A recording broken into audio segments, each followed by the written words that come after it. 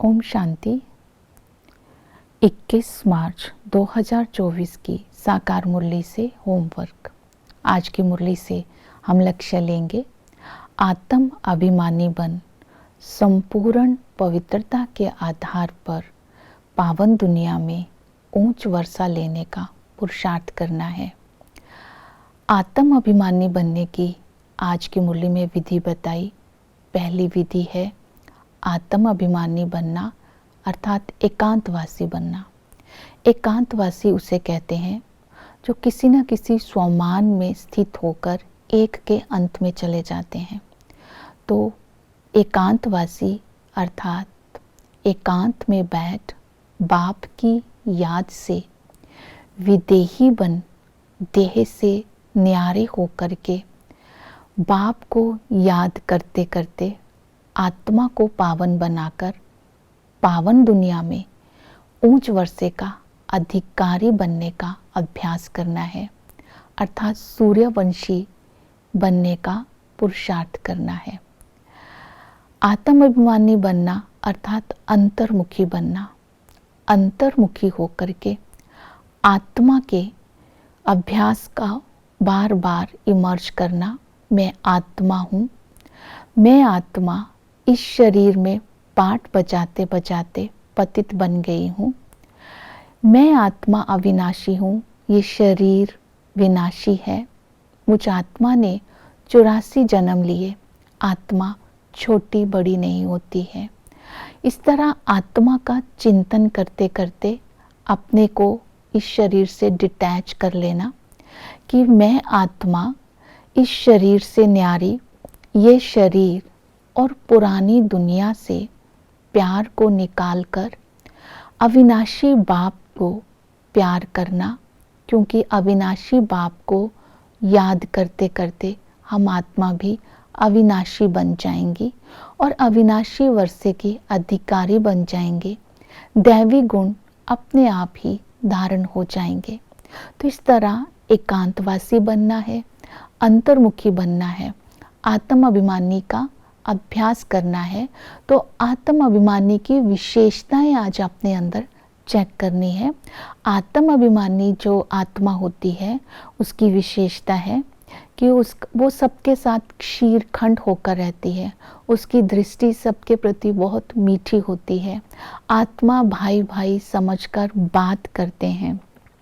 जितना ही हम आत्म अभिमानी होते हैं उनको निश्चय रहता है कि हम आत्मा ही पढ़ रही हैं, हम आत्मा ही सुन रही हैं, हम आत्माओं के अंदर ही धारणा हो रही है। इस स्मृति में वो सारा दिन रहती है और इस तरह वो अपने मुख से कभी भी उल्टे सुलटे बोल नहीं बोलते हैं। देह अभिमान नहीं रहता है, विकर्म विनाश हो जाते हैं, विकार निकल जाते हैं। जितना हम आत्म अभिमानी होते हैं उतना ये धारणाएं स्वतः ही अपने अंदर आती जाती है। दूसरी विधि बताई, जो अंतर्मुखी होगा, आत्म अभिमानी होगा, वह निरंतर याद में रहेगा।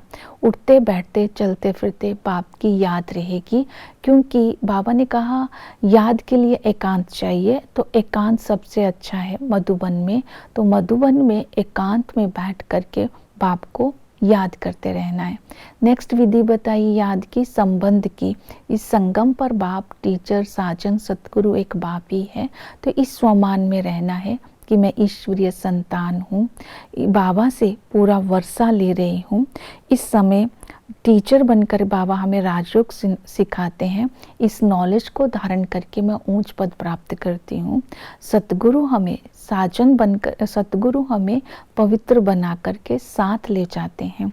ऐसे सतगुरु की मुझे श्रीमत पर चलकर ऊंच पद पाना है और साजन मुझे सुख का संबंध का अनुभव कराते हैं, जिससे सुख के संबंध से हम भविष्य के सुख के संबंध में जाते हैं। क्योंकि कलयुग में मनुष्य दुख ही देता है और कलयुग का ये शरीर और संबंध ये मनुष्य दुख देते हैं। तो बाबा हमें साजन बन के सुख के संबंध का अनुभव कराते हैं और सुख की दुनिया में भेज देते हैं। तो इस तरह पोता मेल अपना चेक करना है कि आत्म अभिमानी और परमात्म अभिमानी में सारा दिन में कितना समय रहती हूँ, ये चेकिंग करनी है। और सारा दिन में मैंने कितनों को ज्ञान सुनाया अर्थात सेवा करी, और अपने मुख से किसी को उल्टे सुलटे शब्द तो नहीं बोले, किसी को भी मेरे कर्म के द्वारा या मनसा वाचा कर्मणा द्वारा किसी को दुख तो नहीं मिला, भाई समझ करके भाई भाई से बात करी, अर्थात आत्मा का अभ्यास इसमें भी है। तो सारा दिन अपने ये चेकिंग करनी है कि जो रूहानी प्यार है मेरे अंदर कहाँ तक रहा। तो सारा दिन ये पोता मिल याद का भी बाबा को देना है कि जब ये धारणा होगी तो बाबा की याद भी रहेगी, तो याद का भी पोता मिल बाप को देना है।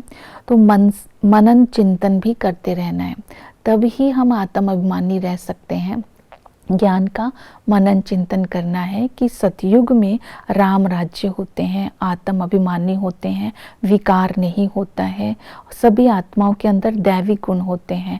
जब मध्य में आते हैं तो रावण राज्य होता है, आसुरी गुण आ जाते हैं और हर आत्मा एक दूसरे को विकारों के वश दुख देती है। और संगम पर बाबा आकर के हमें आत्म अभिमानी बनाते हैं और हमें पुरुषार्थ करवाते हैं पावन बन करके पावन दुनिया में ऊंच पद प्राप्त कराने का।